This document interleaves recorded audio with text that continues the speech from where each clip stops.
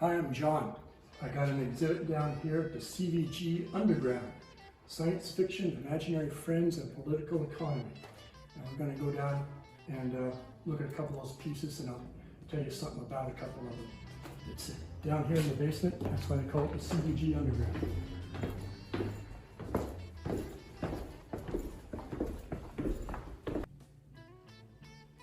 So this piece is called Memory. It's about, like how it says, memory. What are the things that seem fixed in our memory? And why is that? In 1971, there was a prison rebellion. I saw on the news as a teenager. I've continued to remember and read about it and ponder it over the years. And I'm thinking about that in more recent times. I put this together. The images are from off the internet. I used temporary tattoo and clear coatings. The materials are some you'd find it in a prison. Some of the bars are square. This is ventilation, galvanized, heavy-duty duct material. Same with the round piece. And that's a piece I call Memory. Okay, this piece here is Spreading Democracy. Let me move over here, and something I'm real proud of is this piece right here. This is not formed by me or by a human hand. This is a brittle fracture. This steel piece here is very high-strength steel. It's used in the jaws of a material handling equipment on a front loader to handle salvage steel. And these jaws, over repeated use, actually failed in the brittle mode, not ductile. You don't see that often, and it's pretty dramatic when it happens. It happens at a low temperature, shock loading, cyclic loading, and you get this wavy fracture. Only part of it's ductile. And so I grabbed that piece because I was interested in it. I thought I'd use it someday.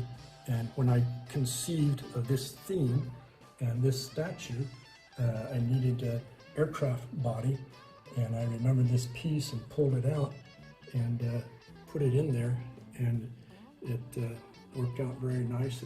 I think it's very dramatic. This piece is called the aperture. It's about an aperture controls what you see of the world, and there's some interesting details on the components in this. A lot of it's new steel, but I used some found objects, such as this one right here. This is a ring gear out of a Halliburton quick change rear end.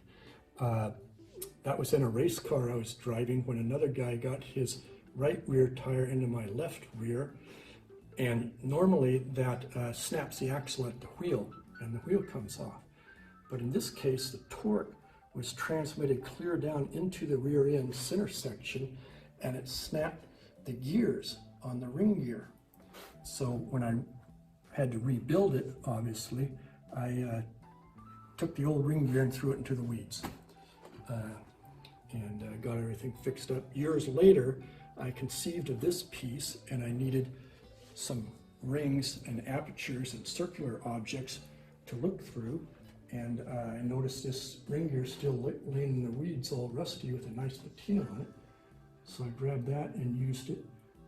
Also, I had this piece here is copper and stainless steel. It's a production leftover from a shop that was building chemical processing equipment. And this is to prevent dissimilar metals, galvanic action and stuff. I think they were using this. It was going to be a pipe flange, but they did not use it. And so I incorporated it into this piece along with some other components. I added a control knob right down here with a little pointer on it. That's so you can turn it down to close out the world a little bit if you start to get too depressed. I want to make a couple comments on the finishes on these pieces. They're all mainly carbon steel. This one here has that nice brown with orange streaks in it. This is the presenting figure. The dark brown is a natural weathering. It's water interacting with iron at colder temperatures over longer periods of time. The more orange color is, again, fresh rainwater reacting with iron at lower temperatures over shorter periods of time before the process is stopped. That gives me the varying shades on this figure. Plus, there's a little bird poop. I parked this under the silo bushes where the little birds live, and they contribute some of that from time to time. By contrast, this is another piece made out of carbon steel. It's called the Philanthropist. It's green overall, a very nice green patina. That's from, it's been living under Douglas fir and cedar trees for most of its life. And you get the spores and lichen spores, moss spores coming down on it, and that creates that nice green finish, which is pretty durable when it dries.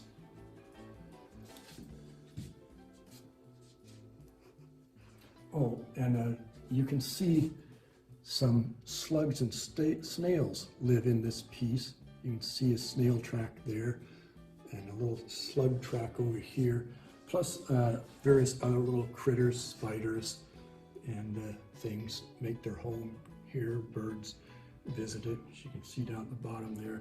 The vertical surfaces pick up the green lichen and moss the most. And give a very weathered finish. This here is a piece that lives indoors. Again, brown and orange iron oxide is a major part of it. But I've also used chemicals like phosphoric acid and others. At a low temperature, high humidity, you get the white finish. And at a higher temperature, lower humidity, you get the black finish. And then it's preserved with clear urethane.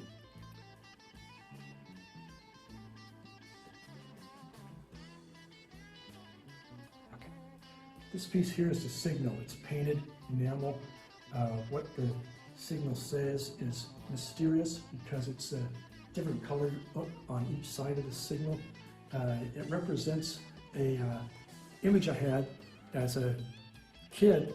I thought I had seen an old black and white movie about a signal at the end of the earth found by some scientists, and they're interacting with that and trying to figure out what it meant.